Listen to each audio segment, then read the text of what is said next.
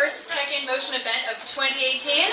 I'm Sappho, I'll be your moderator today, and this is our panel of experts. So why don't you guys just go down the line, introduce yourself, and tell everyone a little bit about what you do. Do I have to start because I've got this? Hi everyone.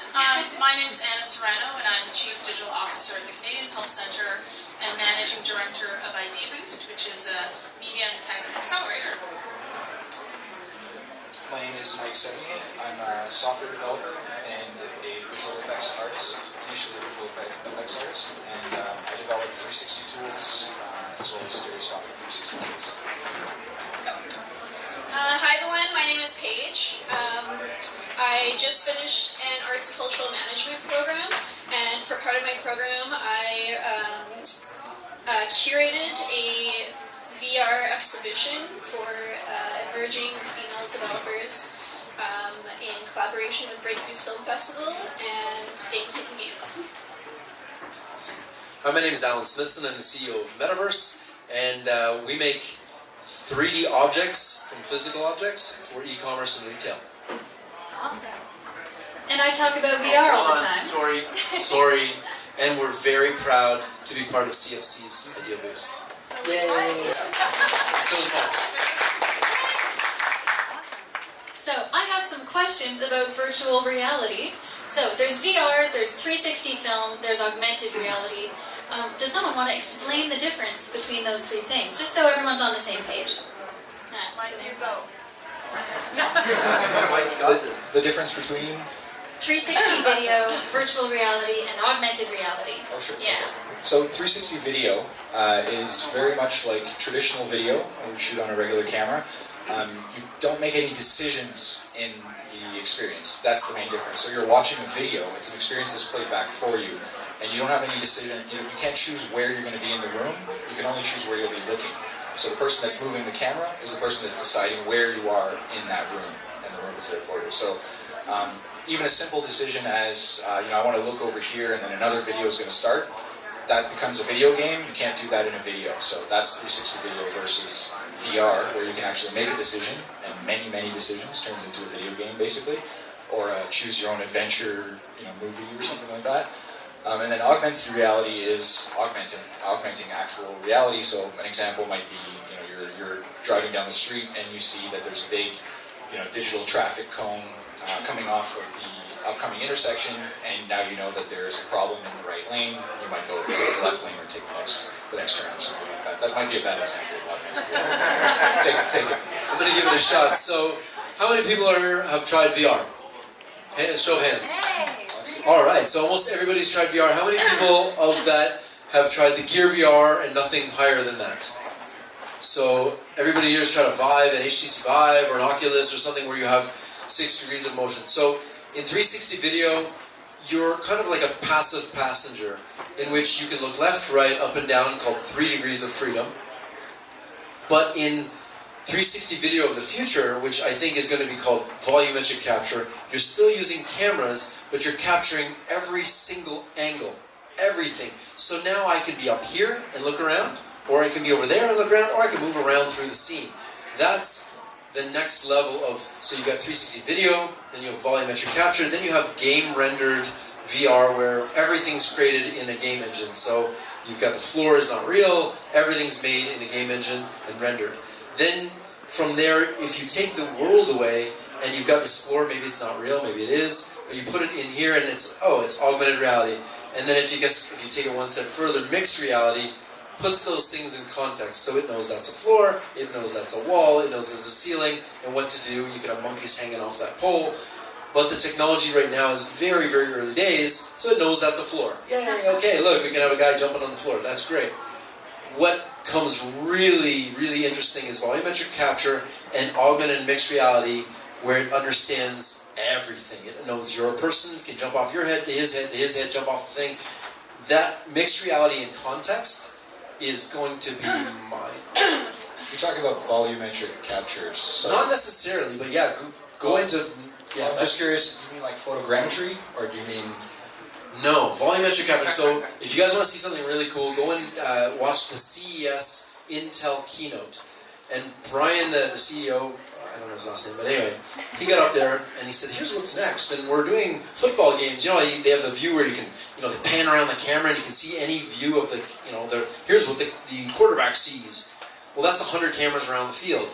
They're now making a studio in Hollywood that allows you to capture volumetric scenes for your video. Now, it generates petabytes of data and costs, you know, $1 million to make a 1-minute film, but that's where it becomes really, really exciting because, you know, being able to look around a film is awesome. That's the first experience I had. I was like, holy crap, I'm standing on stage. But being able to have agency in that and move around it and see, what's that guy got behind his back? Awesome. So to bring those experiences to people, we're going to need devices, right? Like the Vive or Samsung Gear or Pimax or whatever. What are some of the devices that people can use, and who are those devices for? Like, who are they marketed to? Anyone else speak to that? I think some of the more accessible devices that people might have tried here are something like the Google Cardboard, or the Samsung Gear VR, or the Google Daydream, a little bit newer.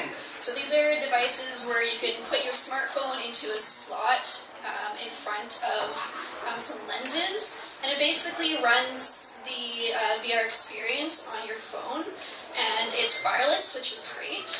You can plug in headphones, get some really good Bose noise-canceling headphones, makes a good experience.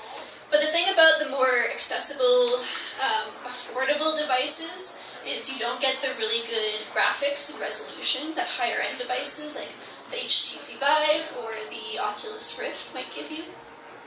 Those are also much more expensive because they have to be tethered to a PC.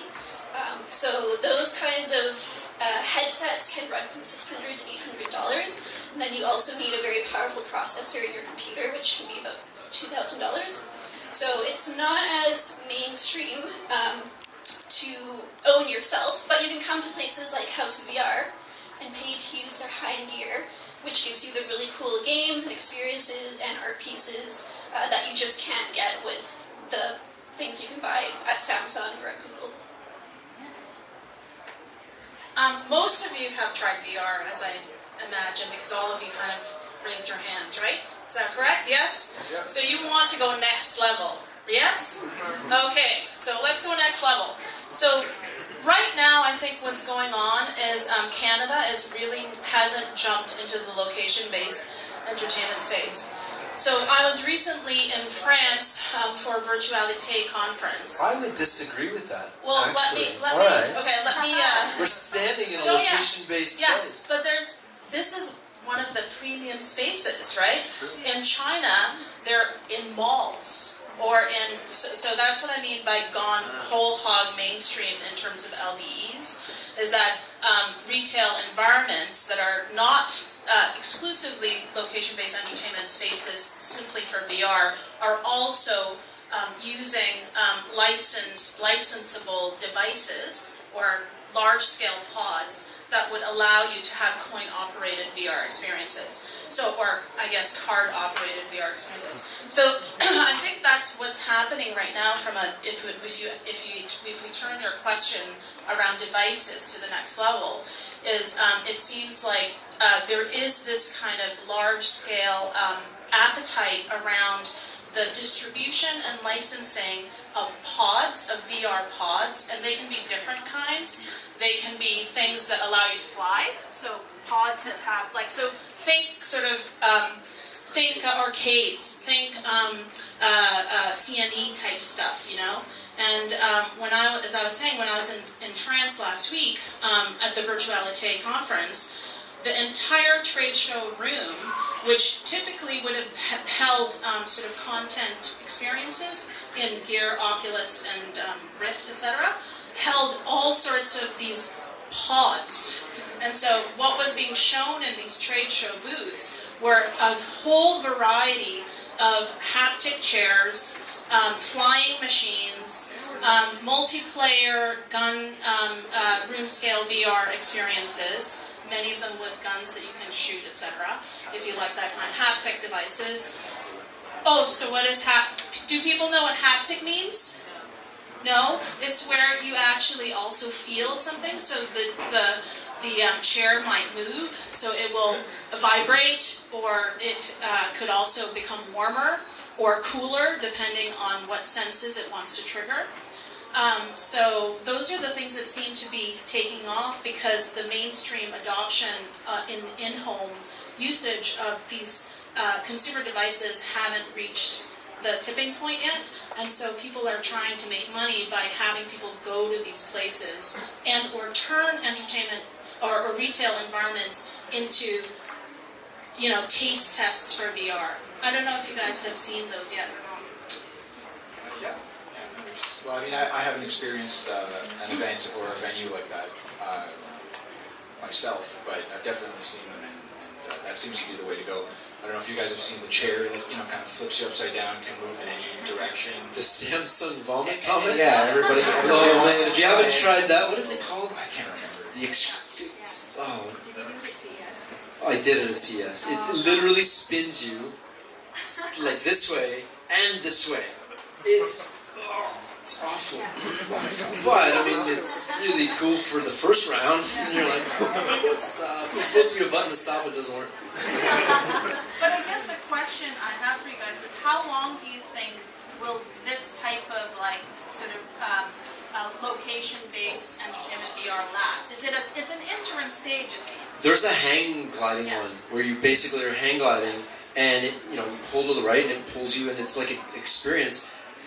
I'm not going to buy that for my house. No, but of course not. But that's what I'm thinking is, location-based stuff where you get in a race car and it's got full hydraulics, where you hit the gas and it launches you back, you hit the brake, it launches you forward, and those type of really immersive, high-end experiences are going to last for a long time, because I'm never going to have a $100,000 hydraulic car in my house or a hang glider. Well, maybe I will, but... No, but if you think about the way arcades have gone out initially, and it's because of the consoles at home, and now we've got the PSVR, which is extremely popular. Amazing. We would have said, well, why do I need to go to the arcade if I've got my Wii at home and I can because you want the hydraulic car at home, Yeah, you do, but you can buy that chair for. I have the chair. Yeah, it's not the same as the hydraulic you buy car. your shift. You buy it. I have the car at home. It's drive. Well, has a I'm just saying there may be a time when I think you'll has buy that anybody been hang to the glider Void? at home. Has anybody been to the Void here in Toronto? Okay, there's one, two. How's the Void? Amazing, right? Like, you want to know what the pinnacle of VR is right now in the world? Go down to Cineplex. It's down by the CNE, the Cineplex Rec Room. $25, and try the Void.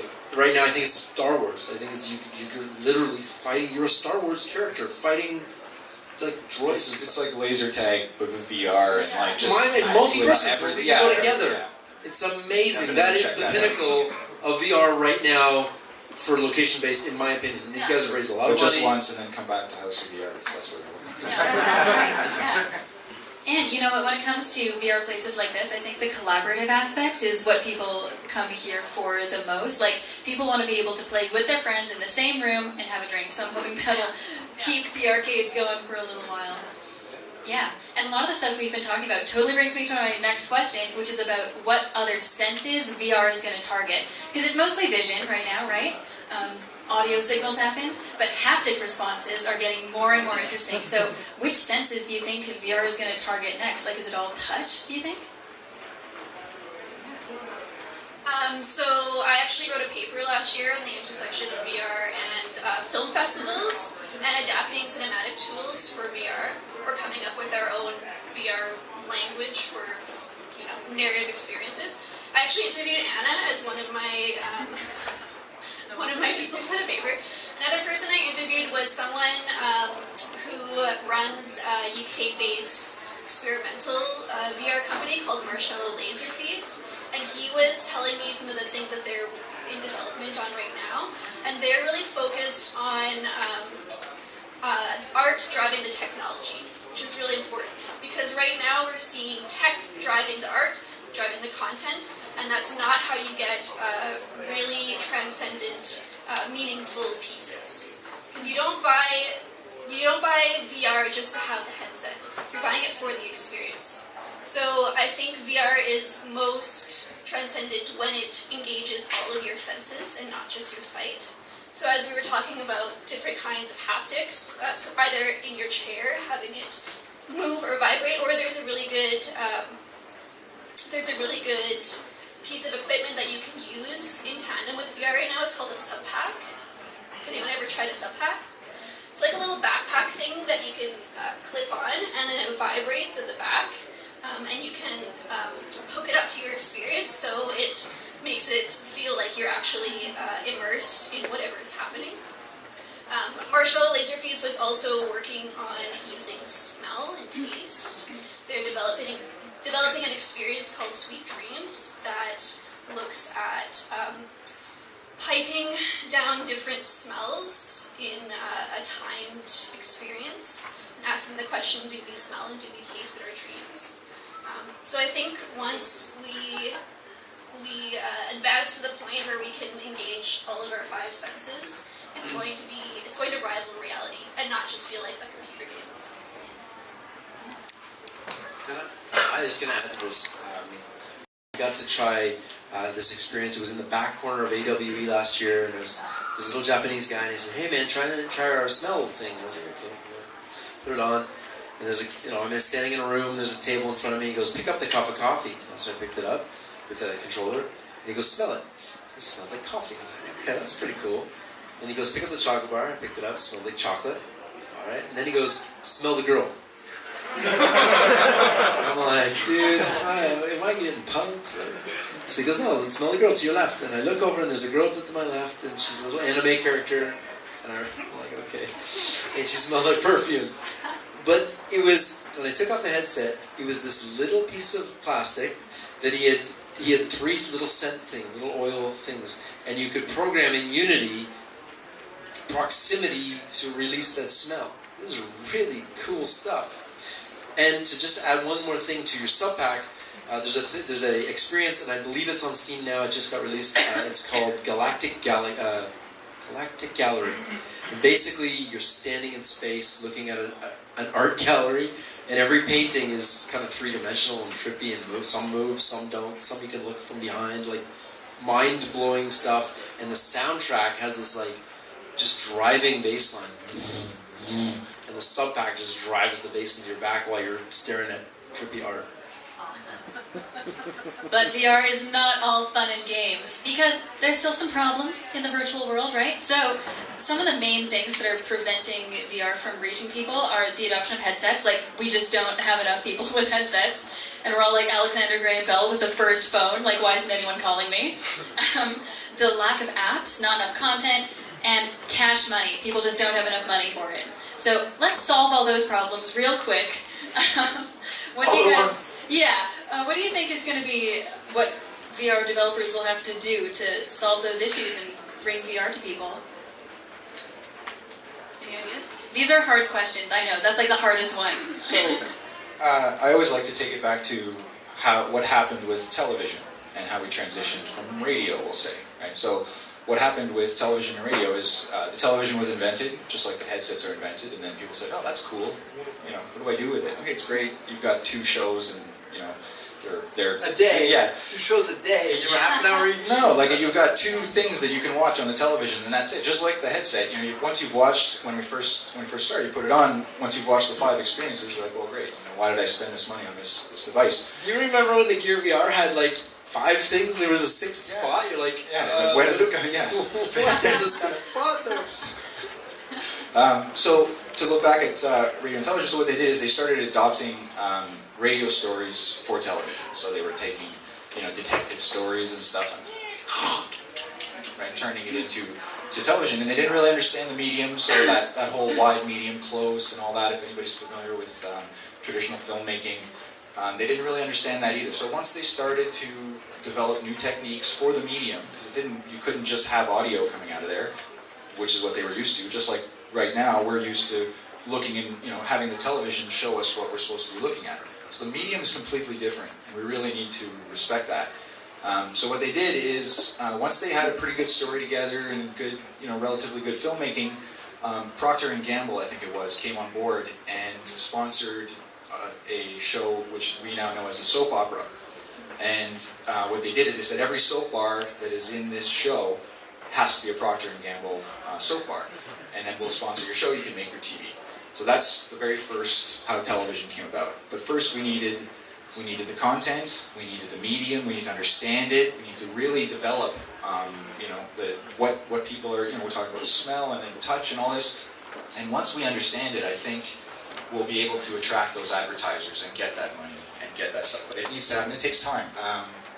The way I see it is it's going to be a large company like Disney who can draw all of their stuff. They don't need to rely on the cameras and the quality. So they're going to draw 16K experiences that are stereo. They're going to make a small headset, one with Aladdin on it, the other one with Little Mermaid and Beauty and the Beast and stuff. Sell USB cards with the Bugs Bunny experiences, and you just stick it in the side and strap it to your kid's head and good to go. And I know that sounds scary and a bit dystopian, but I see that that would be the way that I would monetize it if I was Disney. I don't think we're going back to SD cards, so I disagree with that. However, you may push it by Wi-Fi or 5G, but it's okay. No, I mean, like you're going to go to the Toys R Us, and there's going to be that card with the big package. Toys R Us is out of business, dude. You get what I'm saying. You're going to buy it online. Not doing any favors for buying SD cards. We're not buying SD cards anymore. Push it all by Wi-Fi. I agree with you. I think one of the biggest changes that's going to happen this year is the adoption of all-in-one headsets. We had how many people here have a VR headset at home? So it's like 4 people in the whole room have a VR headset. How many of you people have a Gear VR? Is that what you have? Is it? Yeah. So that's the 2 of the 4. So okay. So now you went from we have 4 headsets and 2 of them are like the bottom of the headset of the VR. So this is the problem. So I think the all-in-one headsets are going to solve a lot of this, because I don't like the Gear VR because I don't want to take my phone out of my pocket and snap it into a thing, and I don't know. I like my phone in my pocket. And if I want to do a demo for you, now you have my phone strapped to your head. I'm like, damn, my messages are over there. And sometimes they pop up in VR, and you're like, oh shit, yeah, you got a message from Bobby.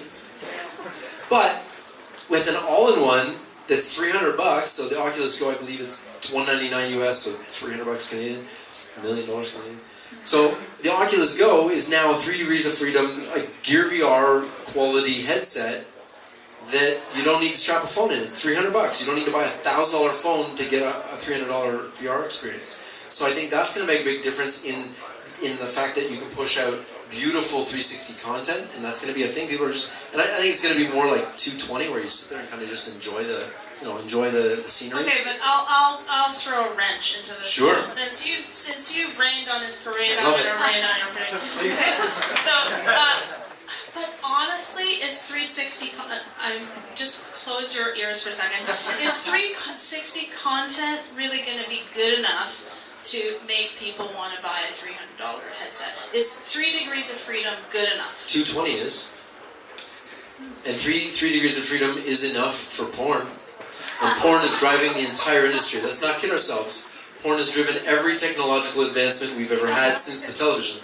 So, that is the industry, and I'm not even being kidding. That is the industry that drives this entire industry. I saw 4K streaming porn 3 years ago. I have not seen 4K streaming anything since. Think about that. We have not been able to stream that, but the porn industry had it 3 years ago. So, taking porn aside, I think this beautiful a medium of 360 video, and even just VR games that you can kind of look around, but you don't need to move around. I think it is compelling enough to get a lot of people on the medium. And maybe not just for that, but I mean just for education.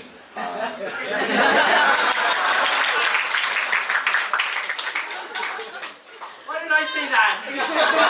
Training, right? Actually, I do think that's the sleeping giant that no one has figured out yet. I do think, which is the education market is ripe to be extended. It's a $4 trillion industry. But it's right to be extended with these more immersive experiences that actually allow people to understand information and meaning better, perhaps, or at least understand spaces better, right?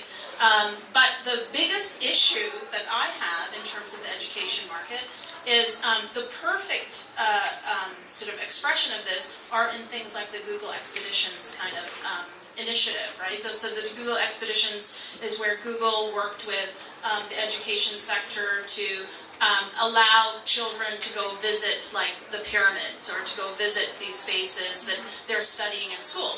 Total no-brainer, right?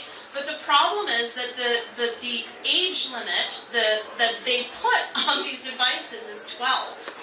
And so we're kind of working with this tension on whether or not these are devices that should be used in education, even though they seem most obvious to be. And we still don't know, under 12, if it's a problem. We still don't know if strapping a TV 2 inches from your head is a problem.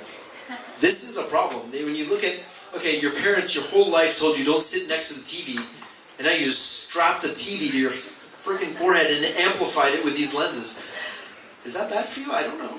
There are a lot of questions, definitely. Like, we converge our eyes in real life, but the headset is kind of converging our eyes for us. If you're a kid and you wear it more than you don't wear it, then you're going to stop converging your eyes in real life. I mean, this is just potential, maybe, right? I don't know. There's no real research, but we do know that, you know, it's not the real world. Insert lawyer speak here. Okay, this is all looking like in the near future, like 2 to 5 years in the future. I'm a complete dreamer. I like thinking 50 years ahead in the future. So I think the only way that VR is ever going to become ubiquitous is to find out, okay, think, why are smartphones, why does everyone in this room have a smartphone now? It's because it's combining a million things. I don't have mine in my pocket, I was going to grab it, but, you know, you have that thing where you have, you know, you can do 100 things on your smartphone. VR is only ever going to become world-based if we combine everything you can do on your smartphone within your VR. It's going to be lightweight glasses or even into a contact lens, and it's going to make your world screenless. You go to work, you sit at a computer all day, 8 hours a day looking at a screen. You come home, you sit in front of your laptop looking at a screen. It's going to make augmented reality and virtual reality seamless. You can switch between the two. You can stand up, you can do your work while looking at all of your data in front of you. You can take it wherever you go. So I think that is really the only way that VR will ever become completely universal. How many people here have an iPhone? A 6 or greater? Show of hands, 6 or greater? So, all of you have a powerful AR device in your pocket right now. So Apple's AR kit was announced, I believe, September or June for developers and September for the public. And now you've got positional AR that knows that's a floor and it knows where you are and you can put things in physical space. That's really cool, but what that is, and AR Core is coming, so anybody who has an Android, it's coming very soon. We were told last year, it's coming this year, soon-ish. But imagine now you have a powerful AR device in your pocket, everybody's got one, and that is the training wheels for developers to start learning how to program in 3 dimensions.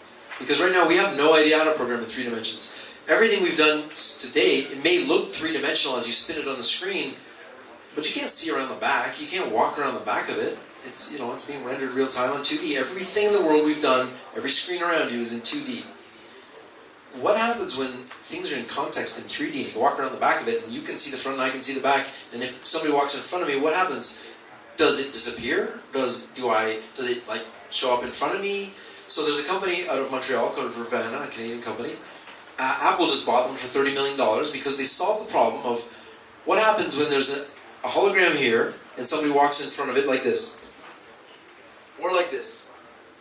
Well, they figured out that small problem of that.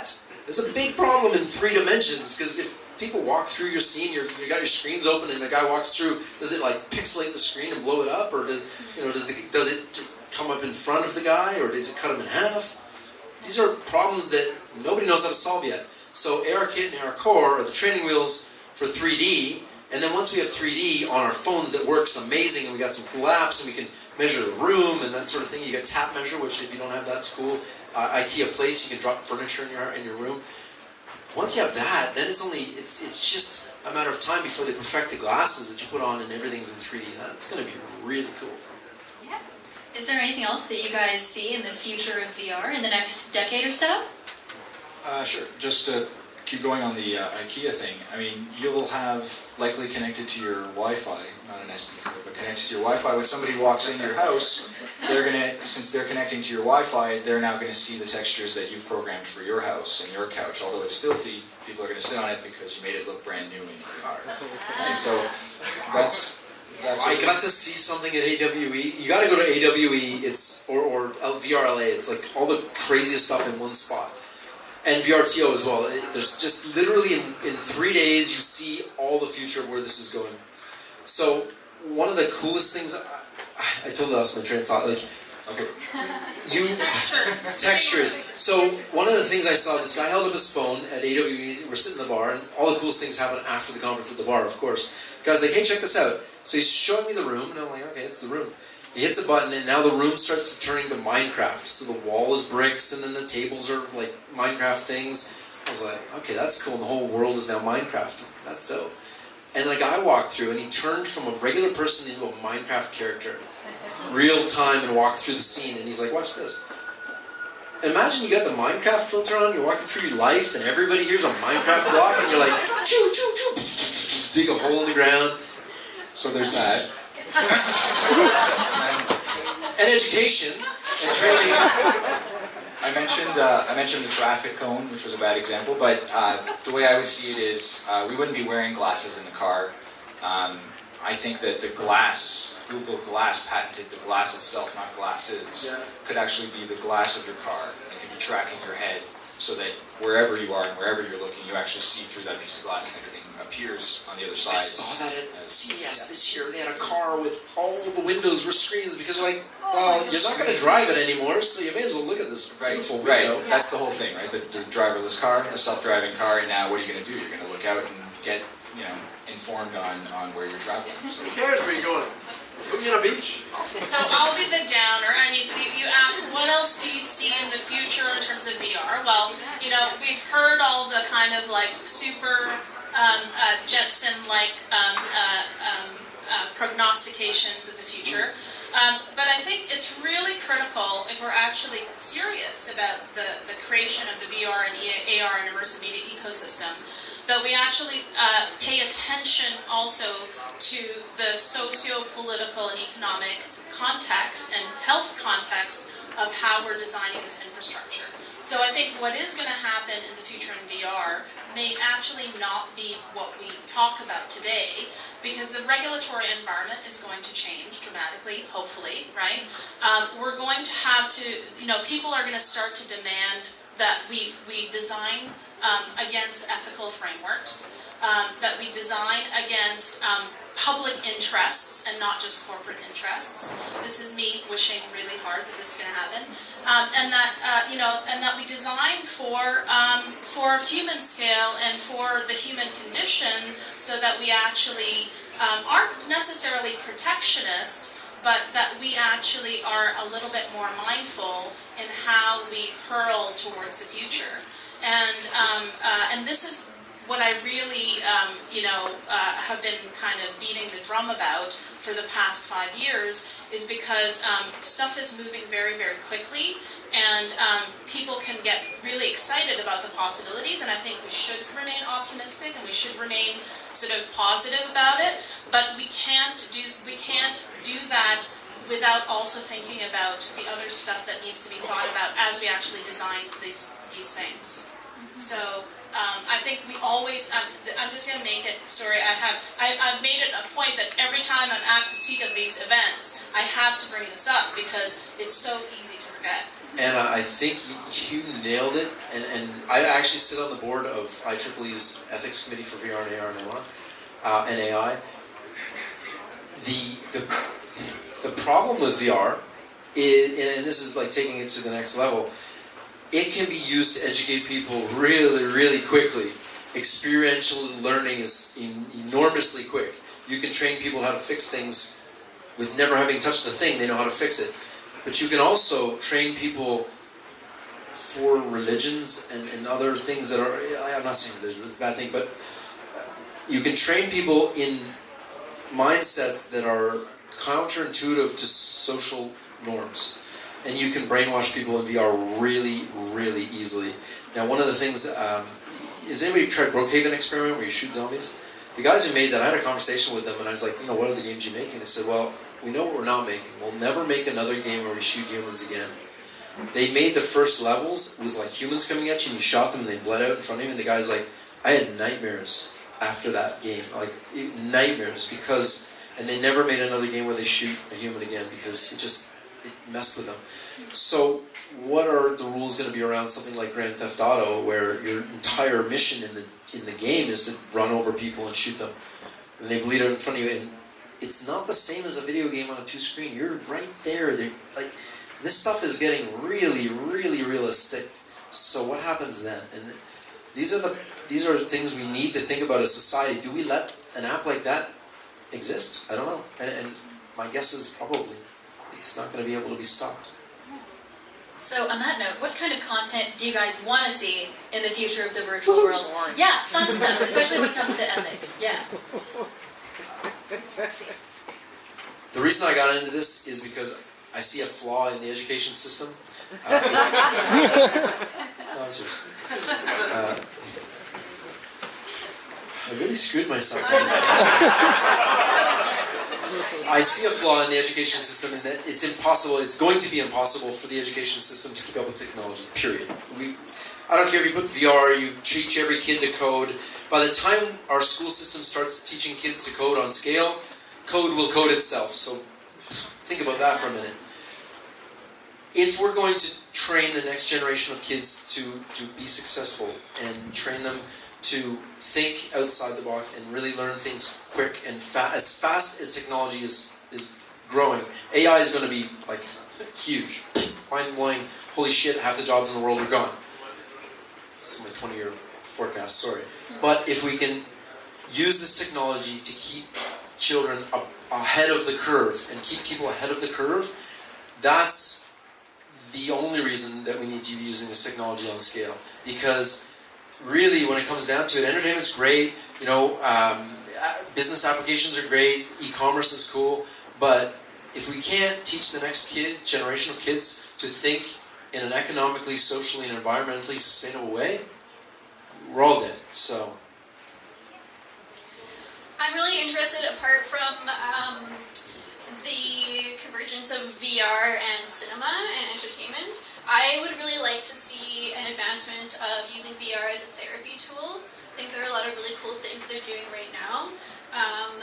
And also, on your point of AI, it would be really cool to see some kind of narrative experience where you're hooked in with an artificially intelligent game runner, and so depending on how you react or interact with things within the virtual space, you can change the narrative. I've also seen a really cool demo where it hooked the user up to measure their biometric data, and so you could use your own body to control the experience. It was more of a meditation experience, so if you could slow down your breath and your heart rate, then it would change what you saw in the virtual world. So those are a few of the things that I like to contribute. Was it a Muse? Is it like a Muse headset? Or? No, they were using the Vive, and this was an experiment from the Mill in New York, and they do a lot of, they do lots. Yeah, therapy is actually a great point. If you think about music can really make you feel better, or get you in the zone or in the mood that you need to be in. I think VR kind of falls into that as well. In terms of content, I'd like to see. I could see it, expanding to. If I'm in a warehouse, I just put on my headset. I want to know where this SKU is, and it's going to pop out. It's in this skid. It's over. There are tons and tons of applications that I'm sure are going to come out rapidly as soon as in the coming years. But personally, just to come back to the medium itself, as I was comparing it to the television, the headset is stereoscopic, and our televisions are monoscopic. Right? So when we're seeing something in reality, we're seeing it with two eyes, and which means that there's an offset between them. So if you close one eye and all that. What we did with the television is we tried to make the monoscopic medium stereo, and it didn't really work. And I know a lot of people probably have some some terrible things to say about stereo in the past, or just that it didn't. Stereo really, means 3D, in case you right. Sorry, stereoscopic 3D with glasses on your television. So what we did is, with the monoscopic version on the television, we just had like phase lines going by, and like the glasses would take care of the rest, or maybe the glasses were doing phasing and stuff. And it's not great, right? Like the quality goes down. No, come on, you had the red and blue ones. Yeah, so then there's Anegliv 3D, which is, for regular monitors, not 3D monitors, and so there's all this stuff, right? But the medium for the headset is stereo. So if we're watching monoscopic stuff, which is basically, one eye played in both eyes, then we're not seeing any depth at all. Speaking of stereoscopic cameras. Yeah, so there we go. This is actually a stereoscopic camera here, the Insta360 3D. So it's capturing all around. It's capturing two eyes, which means that when we're looking at it, we're actually going to see the depth just as we would on a 3D monitor. And so I think that it's important that we appreciate the medium, and we don't continue to try to make mono things for a stereo medium. Just as we already know the stereo didn't work for the mono medium, so let's try to push that idea. That's what I'd like to see. I think what you're doing with your Canvas 360 is a really good example of art driving tech. It's not taking what you already have and working with it. Mike is saying we want to make the experience look a certain way. We don't have the tools to do that, and they're making those tools themselves and then sharing them with other creators and other makers. So I think that's really cool. It was a big problem with stereo in the past that people were making bad stereo. So you'd watch it and you'd get a headache, you didn't really know why, or something seemed like it was too close to you, it was coming out of the screen, and then it would cut and something's really far in the screen and you're not adjusting fast enough and things like that. And there were tricks to get around that stuff, but in the end there were no tools to really help you identify where those problem areas were, so you could really look at it carefully and say, no, I want it to be like this and like that. You just shoot it and say, well, I hope for the best, and then put it on screen. So now we're making the tools to work with 360 the way that things should have been done for non-360 content. So I think what has been missed in terms of the content that we probably all love to see is social. So I think one of the things that hasn't been done properly yet is really how to be with other people in VR. And the latest expressions of that, whether that's the creation one, is it creation? The Chris Milk one, what's it called? The Life of Us, terrible. And like... oh, come on, you gotta describe it. Yeah. You're an amoeba, and you're two people, and you're going through this experience together, and then you basically grow from a unicellular object to like a full-blown organism. But you grow together, so you're talking to each other as you experience this. So everybody's experience is slightly different, obviously, because you're talking. So it was kind of a first, we're in this together kind of thing, going through an experience that we're not really controlling, but really kind of cool. We're on the ride. So it was neat. I didn't like it. It was, I mean, the problem is that I think people are trying to reinvent the wheel over and over again, as though somehow VR is a separate medium from interactive networked media of the past, okay? That's the other bee in my bonnet. There's a 25-year history of art and technology where interactive artists, network artists, immersive artists worked with a whole variety of digital tools, digital network tools, to try to explain how to do interactive storytelling, how to do participatory experiences, how to do social experiences, how to do interactive art, etc. And what I find odd about this VR space that we're in right now, or this new stage of VR, because VR has been around for a long time, is that everyone seems to be starting from scratch and not learning from what those other people have been doing. So there are lots of things we can learn. So I agree 100%. We need more artists in VR, and I think what we have right now is a lot of tech people in VR because we're literally just figuring out the tech. As more artists go, oh, this is really cool. What can I do with it? And today was the first ever. You can Google it. It's the first ever AI song with a VR video. I mean, how nerdy is that? But a friend of mine, Danny Bittman, is a Google tilt brush artist, and I think he's the Google artist in residence for Google. anyway, he did this video where the entire song was AI driven or AI made, and then they did a VR video for it. So there's a really cool example of art being worked on. Have you seen Reblink at the AGO? Yes. You didn't like it, or you did? No, I did. So- did. They're part of I Do This. Again, Very good team. not social, but it's more that I'm in an art exhibit. I hold up my phone, and now the art is doing something that I completely had never imagined. They reimagined traditional art pieces. Like I'm looking at one, and there's like this man and woman in the 1800s carving up a deer or something, and when you point your phone at it, it's got like dinner from Metro and like Metro bags and like some bottles and stuff. But, like how but that's because Alex Really is cool. actually a long-standing interactive artist. Yeah. He did one of the first, major CD-ROM art pieces in the early 2000s. So he's been studying and practicing this craft of making interactive art for a long time.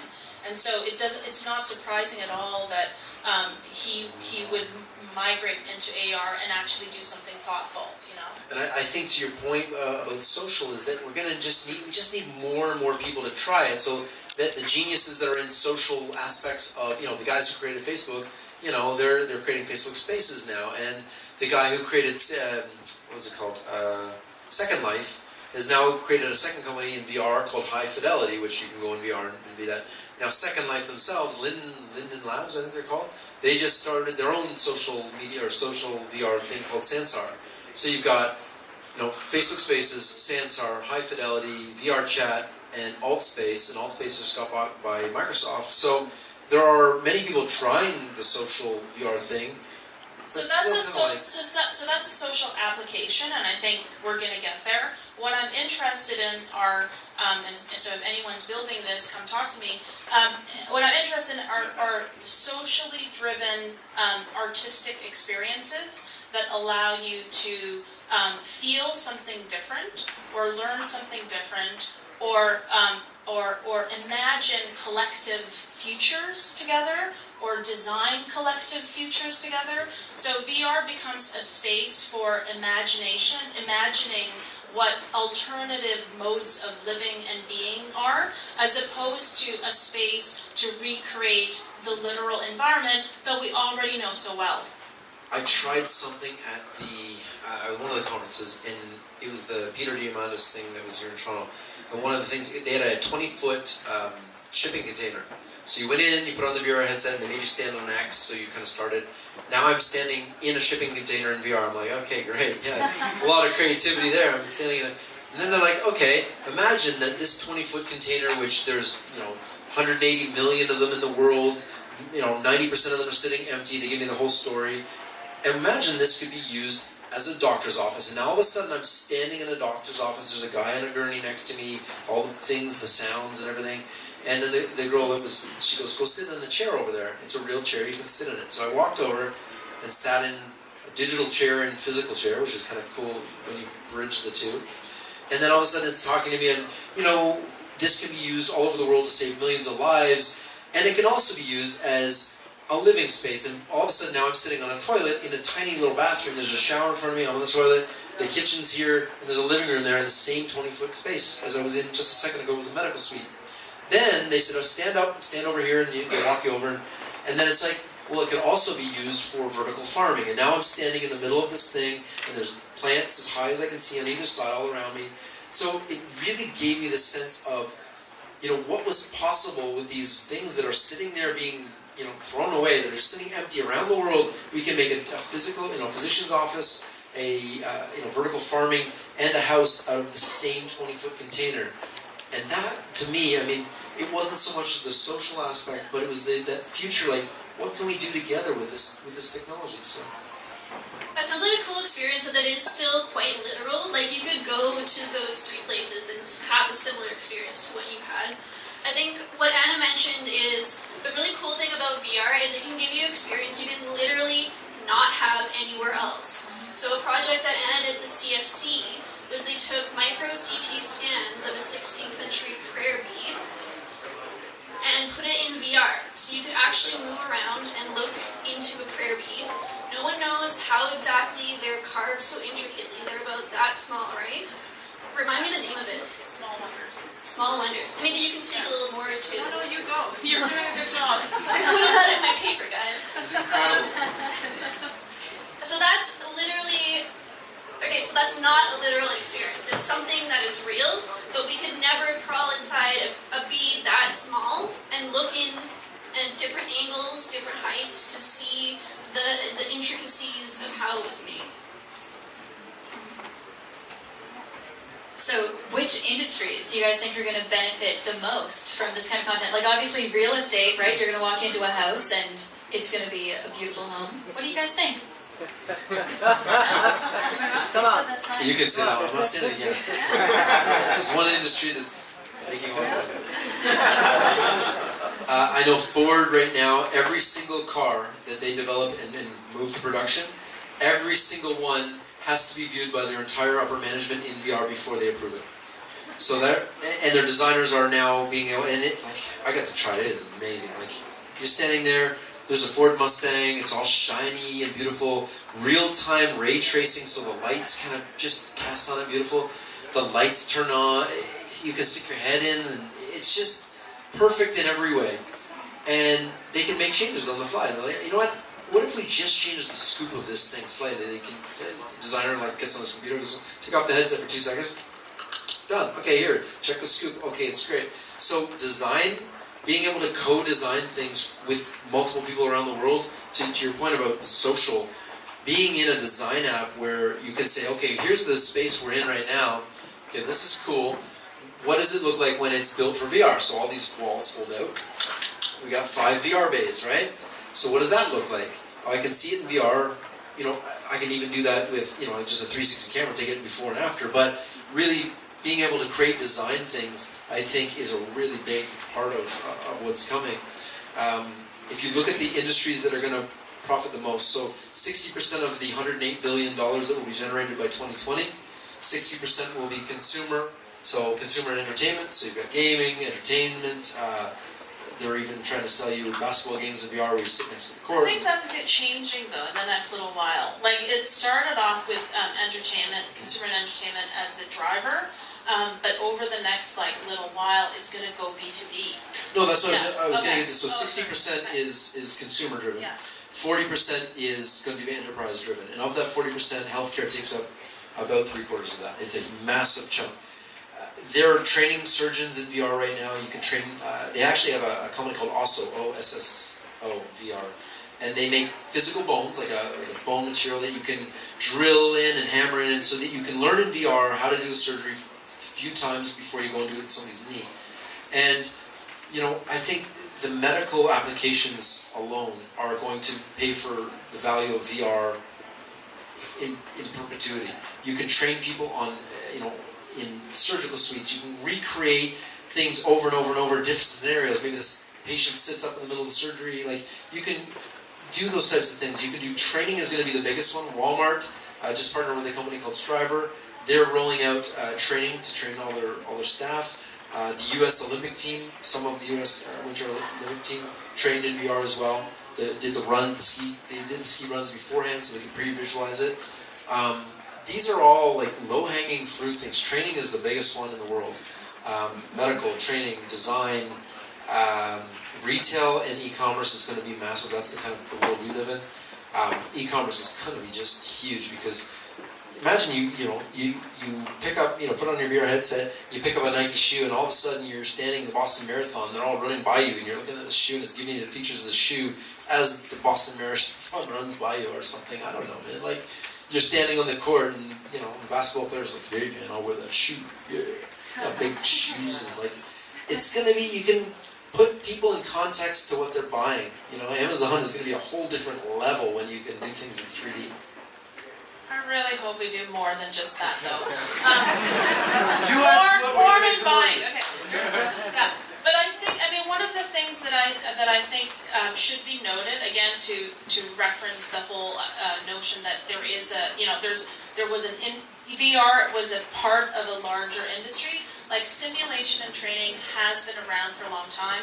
It's not like VR wasn't used. It's just that we're in the middle of Murphy's Law in VR. which is like in terms of they'll get faster. Is it Murphy's or the other law? We're doing the Moore's Law? No, the other law, the other M law. Is it Moore's law? Yeah, Moore's law. Which is, things are getting smaller and faster, and the processors are getting cheaper, and so we're at that stage of that simulation sector, or that simulation sets of activities, and it's getting a massive boost as a result of that. How many people think $5,000 for a VR setup, for a good quality VR setup, is expensive? It's a lot of money. If you're Boeing, that is literally the cheapest thing that you've issued to any of your employees. They don't care about that. $5,000 bucks? Wait a second. You mean I can create a virtual environment and train people on this, and I don't have to ship them around the world and fly people and instructors in? That is literally, a rounding error on their coffee budget for that office. So VR for enterprise, like the HTC Vive, that's why they have the Enterprise Edition now. It's like they're going wireless, they're making it double the resolution. They know that the enterprise customers need two things. They need it to be 100% accurate. You can't make anybody sick, obviously. And they need to be 100% accurate, and it needs to be as real as real. So when I pick up that thing, that wrench or whatever I'm training, they just did a training simulator the other day. It seems boring and useless, but it's like a gas main. It's a gas main, and they train you how to look for the different anomalies in a gas main. I guess that's a skill that most of the people who know how to do that, they're all reaching retirement age. So how do you train thousands of new employees to be able to do that fast? And VR is the answer. So that's going to drive adoption. Where do you see products like HoloLens?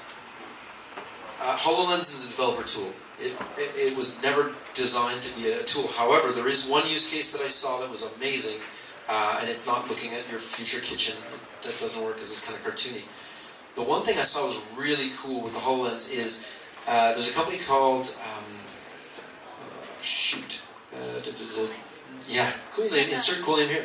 It's an elevator company. I can't remember. What's it called? Yes, ThyssenKrupp. That's right. So they make elevators.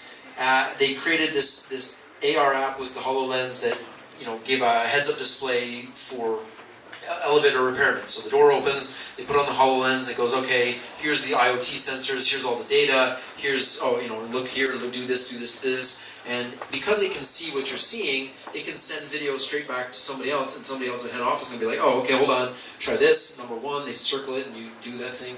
So that was their kind of first case study, and it looked really cool. However, what they realized, the real benefit was the front-facing depth mapping sensors. So it's like they have a Kinect attached, basically pointing out. It measures the floor. So they also have a division that installs those little seats that go up the stairs. You're late at night watching TV and it goes, man, you can have an elevator that goes from the top to the bottom. They're trying to sell it to old people for going up and down the stairs, right? So they realized that if I look at the stairs and just look up, it maps the stairs real time. So instead of me taking a tape measure and measuring every single angle of every stair, which takes 4 hours, I can walk up the stairs with my HoloLens and in 13 seconds have a map of the stairs. Not only that, now I know the map of it, I can drop in a virtual version of that thing, put it on the customer and say, here's what it's going to look like in your house right now. That's a really good use case of HoloLens. It's the only one I've seen that's really useful. So, on that note, who's ready for Q&A? We're kind of organically almost there. So, does anyone else have any questions that they want to bring to the panel? Oh my god, so many people. Okay, how about you? What do you have to say? Okay, one quick question about training. Do astronauts use VR to train? Because that would be cool. Oh man. And also, I want to play that. I was on a panel with Evelyn Morales. She's, look her up, Evelyn Morales. She has been on the NASA VR team for the last 20 years. They've been using VR for 20 years. The problem is the computers were, $500,000 and it wasn't very good. And now they're using HTC Vives. So they're using the same technology we are now, which is kind of cool. The fact that it's coming that fast. And yeah, so NASA definitely uses it. And there's a couple of amazing experiences. One of the ones that blew my mind, it's not a NASA one, but it's called Apollo 11. And you basically fly to the moon. In the Apollo, I cried in VR. Like, Thank God there was a headset. I was crying. Actually, Felix and Paul just sent a camera to space. So they're a Montreal company, As and you do? they partnered up with NASA, and NASA sent their camera into space. So hopefully we'll be getting some really sweet experiences. Which sucks for a company called Space VR, who spent the last 2 years preparing a camera to go to space on a shuttle. Damn, sorry you guys. And you know what? NASA even had a pretty cool experience at CES where you got to go and sort of see the rocket. Like, I've been to space in VR so many times that I forgot that happened for a second. So, yeah, there are a lot of cool experiences. I see a question over here. Hi. Yeah, what are your thoughts on the integration of eye tracking technology? Ooh. I'm excited. Anyone else excited? Well, actually, I was talking about convergence just a minute ago, and eye tracking would solve that. So but then we would have to deal with like the actual convergence in a real-time environment, which would take us back to Unity and that sort of thing. So it wouldn't be video anymore. But still, if we could track the eyes, then we can actually converge on objects and start to understand that part of it a little bit better as well. Right now, there's none of that. So that for me would be huge. And of course, if you want to select something, right, you just sort of glance at something, or you want to ease into this direction. You don't want to have to actually turn your head. You just kind of could be. Well, actually, one of the interesting things about eye tracking, other than the potentially nefarious biofeedback stuff in terms of mapping and tracking one's behavior, has to do with how you process high-resolution 360 experiences. So if you can track where the eye is looking, then basically you can resolve that particular sets of images in high resolution and save space and time and speed by not resolving the images that the eye can't see in high resolution. So I think that's also partially what they're trying to do with that.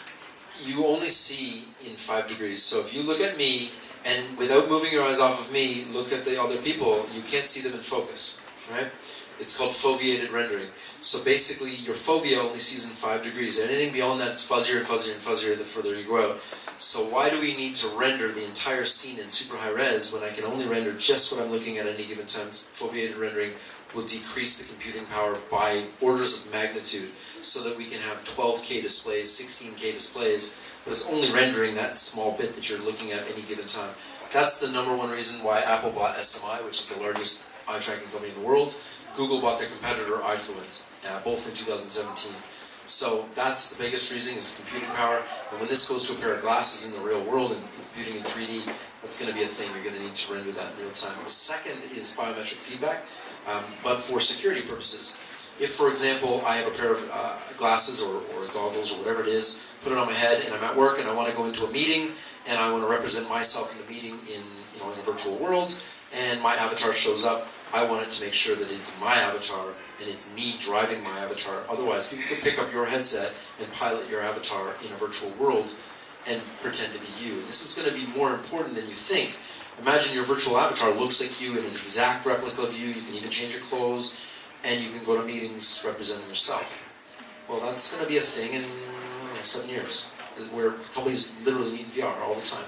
There's a company called Rumi that's I'm actually doing a talk. It's a whole conference about VR in VR. So you're all invited to that. It's coming up in April, I think. It's done through Lethbridge College. But eye tracking is the key to security as well. One creepy thing about eye tracking, imagine when all the glasses have eye tracking and you're just kind of going through your daily life and they're collecting all this data of where you're looking. Somebody said, Google's going to know you're gay before you are, because it's going to know what you look at. They already know that. How many people here care about privacy? Show of hands. You gave up privacy when you got your cell phone. I'm sorry. You literally have zero privacy. It's all gone, so forget it. Don't worry about it. We don't even have to make policies about it anymore. Who cares? Google owns everything. That's okay. They're going to serve us really cool ads. Super quick, when it comes to eye tracking, I'm really excited about how it's going to affect our avatars, like when we're all having things like this in VR. Because right now, if we were having this event in the virtual world, all of our avatars would be pretty static, no expressiveness. My mouth would not be moving, like just dead eyes. And That's a little creepy. It freaks people out. So I'm excited for when we can all look really like ourselves, like what It's Me 3D is doing. I know they did Idea Boost as well. So yeah, eye tracking is going to make that a lot better. Okay, more questions? Eric, the person whose name I know. Hi. Hi. I think that there's a barrier for a lot of artists or content creators because the tools to create the content are quite complicated. So how do you see the tools changing so that content creators find it more accessible as opposed to the very technical, complex tools that are available? That is a great question. And the good news is there are people who are building native VR tools so that you can actually produce objects in VR using a more natural form factor, which is gesture, right? So the tools that I'm talking about are the famous ones would be Tilt Brush, Medium. Another company that's Canadian that's doing fantastic work is Masterpiece VR. It's basically Tilt Brush and Medium combined together. And a whole variety of things like that.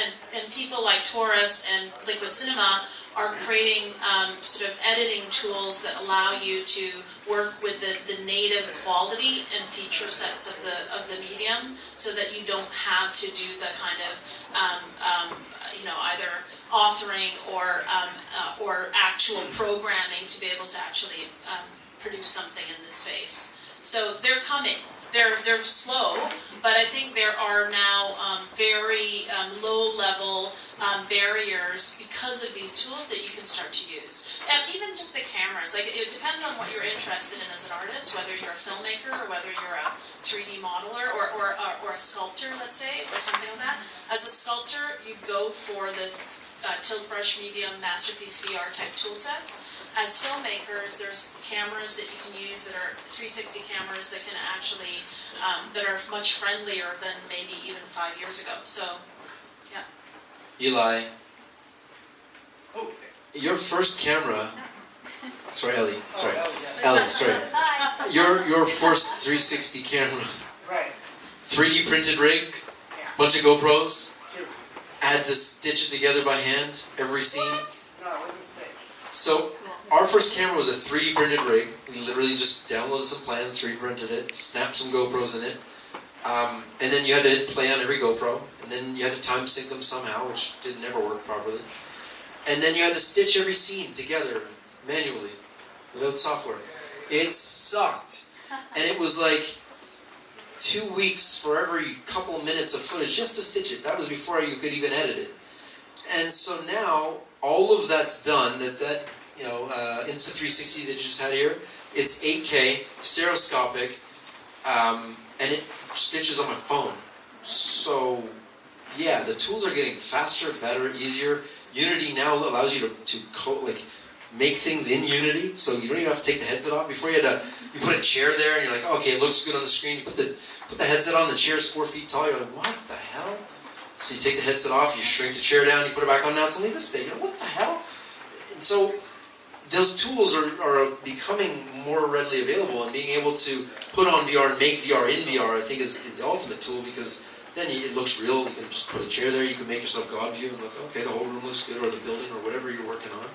And you can zoom in and stand at an ant level and go, it looks cool as an ant. So that's all coming, and I think Tilt Brush is a really great, powerful tool to get people excited about just the beginnings of creating in VR. I came on Sunday and played with Tilt Brush for like an hour, so. I played with Masterpiece VR, it's Canadian. Yeah.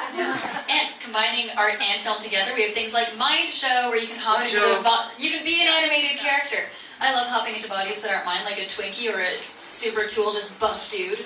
Yeah, it's great. What's that? There's a game called Gorn, and you're literally just this giant thing. Yes. You rip people's arms off and you beat them with them, and it's just the most gratuitous, violent game. There's blood everywhere, but it's all very, very cartoonish. Anyway, yeah. Expression. Yeah. Doing crazy stuff is the real meaning of what VR is about. More questions? Oh, you had your hand up first, way in the back. Yes, can you comment on brain-computer interface technologies? Sure. Is it in essence disrupting what you guys are talking about, or is it an evolution of what you are talking about? So what he asks is, what is brain-computer interface, first of all, and how is it either disrupting or going to enhance or continue from what we're working on now? So brain-computer interface, if you can't figure out, is connecting your brain to the computer in an interface. I'm really good at this. Yeah. But the answer to your question is, it's going to be conservatively 15 to 20 years out before that anybody gets jacked into the matrix. But when it comes, it's going to be awesome. However, think about it, 20 years out from now, and AI has replaced a lot of jobs, we may need to connect ourselves to computers in order just to maintain baseline intelligence. Like, the world's... Look at your pocket, you have a cell phone, and you have access to every piece of the world's knowledge in your phone, in your hand, in your pocket right now. Then it's going to go in a pair of glasses, so you can pull up any piece of data. Show me the Taj Mahal. Taj Mahal's in front of you. Oh wow, that's really big, much bigger than I thought. Show me the inside. Standing inside. Okay, cool. This is nice. I've been to the Taj Mahal.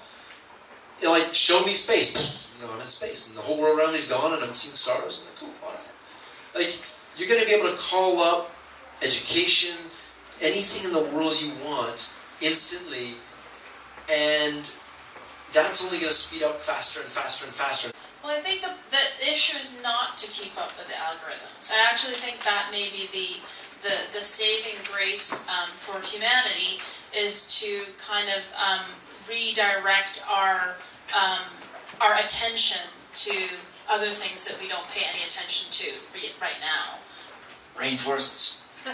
Well, yeah, but there's that. But also, like, things like consciousness, you know, like, we have no idea what consciousness is actually about. You know, things like how the mind actually works, how our sense of self actually is expressed internally or not expressed at all. You know, so there's a vast experience range that has nothing to do with the literal technology that we're building, but has everything to do with our wetware, that, i.e. our cells, you know, like the cells are, you know, our bodies, that we haven't actually fully explored yet. And I think part of what is going to be required as we hurl into these kind of the convergence of the four technology spaces, AI, IoT, immersive media, and cybersecurity, which are converging, that's the ultimate convergence, is we need to kind of like have an alternative, a worldview to attend to outside of just trying to get sucked into that vortex, which will just lead us nowhere. Sorry about that. And I know you've had a question What's for that we a while. got left? It's like 3 more questions worth of time. There was comments about using VR for therapy, and that's something that interests me greatly, and I'm curious, I was especially thinking about the comments about education system, maybe not, by the time they catch up, things will be automated. Where do, if any one of you have a comment, where do you see VR fitting in or being able to be taken up and being used for therapy, and how accessible will that be to everyone? Is that something we can see in the future at CAMH, or is it going to be, you know, really just sort of a higher tier healthcare that only some could afford? I've seen videos where they're using it for therapy right now to help people who are either paraplegic, quadriplegic, to help them regain sense in their body, or someone who's just recently had some kind of head injury or spinal cord accident where they're relearning to walk. So hooking them up to a VR and having them supported walking on a treadmill, just having the visual and seeing your legs and seeing your body walking in a computer-generated environment is actually really helping the brain reconnect with the limbs. So I've seen that working well. I don't know about other kinds. Meditative therapy, the biometric experience I talked about. I think it's in phobias that they're getting PTSD and phobias, because the simulation of being able to live one's phobia in not the real world, and then you're basically reprogramming your fight or flight responses by being in that, let's say you're afraid of spiders, in being in a space where there are spiders, and then coming out of that, realizing that you are less scared, doing it again, realizing you're even less scared, so you actually get less scared over time. So that's being used right now. Or I could see it would be really interesting to be able to recreate and relive a traumatic experience. If you're working with a therapist, to be able to see it from different angles and maybe, work it out in your mind so it's not as traumatic as a memory. I wasn't being rude. I'm trying to look up something here. So I keep a log of all the different ways things are. So this is my health and medical file. So VR is redefining the way surgeons train for operations. Augmented reality shows surgeons how to peek under the skin, so they point an augmented reality and they can see your veins and stuff. Childbirth simulator trains medical students. HoloLens app training doctors in life-threatening situations. Virtual reality to diagnose glaucoma.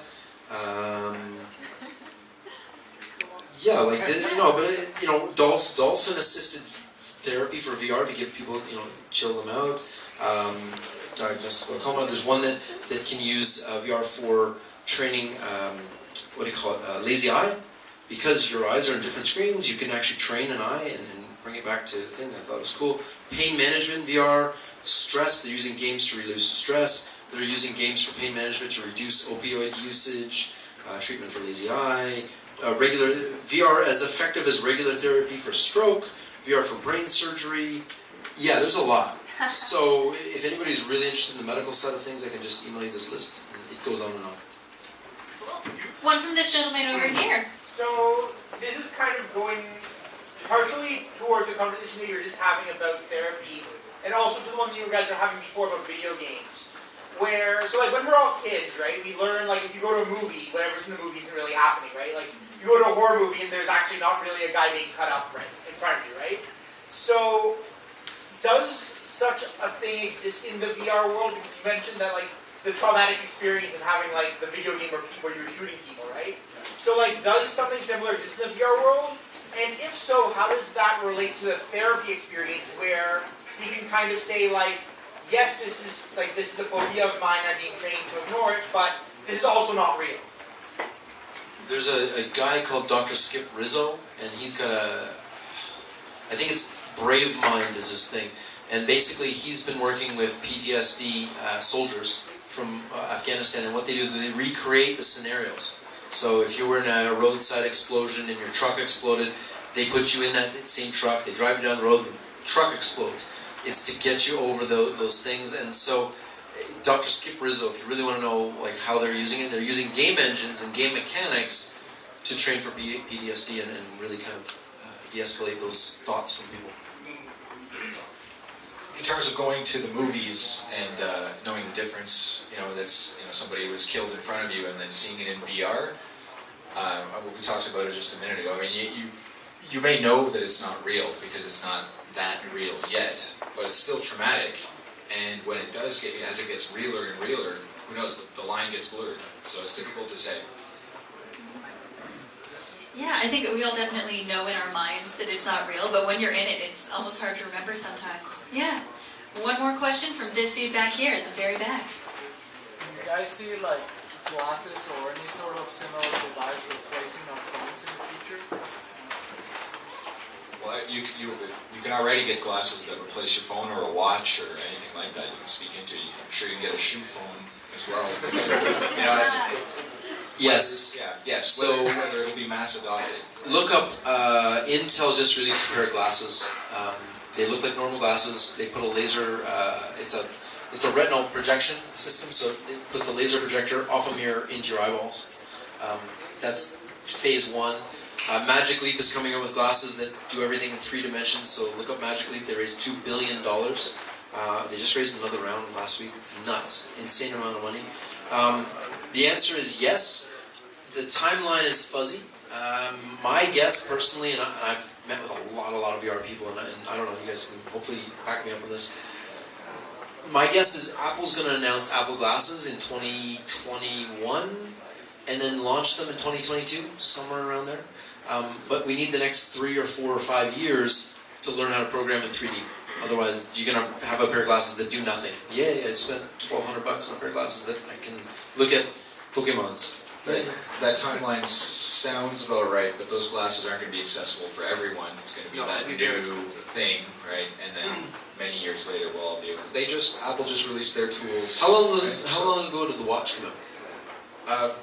I don't know the exact. Yeah, maybe 5 years. Definitely a number of years. So Apple Watch now outsells all the Swiss watchmakers combined.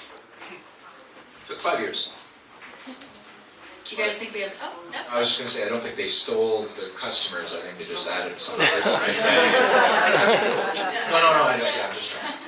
Do you think we have time for just one more bonus question? One more from this gentleman right here. Yeah, you're talking about the actual Neuralink and the actual eye vision and all the rest of it. In the medical field, a lot of the technology comes off NASA technology, which is actually space age compared to your computer age.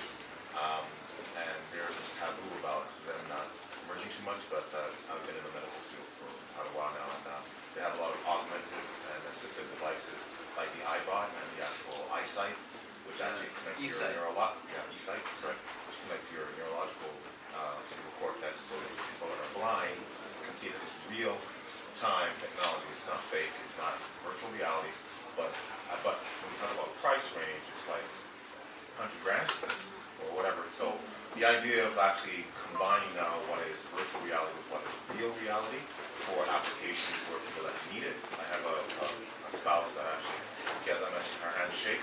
Forget the actual touchscreen phones. You can't use them, right? So in terms of technology that actually replaces or compensates for what is lacking in some of our, real life applications, the question is how far virtual reality can go versus what real reality is already on or is actually meaningful and bridging that digital divide. My wife was on a panel 2 weeks ago with somebody from eSight, and their whole thing is, look, augmented reality is amazing, virtual reality is fantastic, real reality is where it's at, and we all take it for granted. But if you're blind and you now have a pair of glasses that can take your 2010 vision and make you 2030, that's amazing. So their whole mission is to eliminate partial blindness. Like if you can see a little bit, they can use this device, and it's a little pair of glasses that use front-facing cameras to give you ultra zoom. And I think to answer the question about the glasses, like when Apple comes out with these glasses, you're gonna have an app called Squint, where if I squint, it zooms in on your face. That's gonna be pretty cool, right? I zoom in.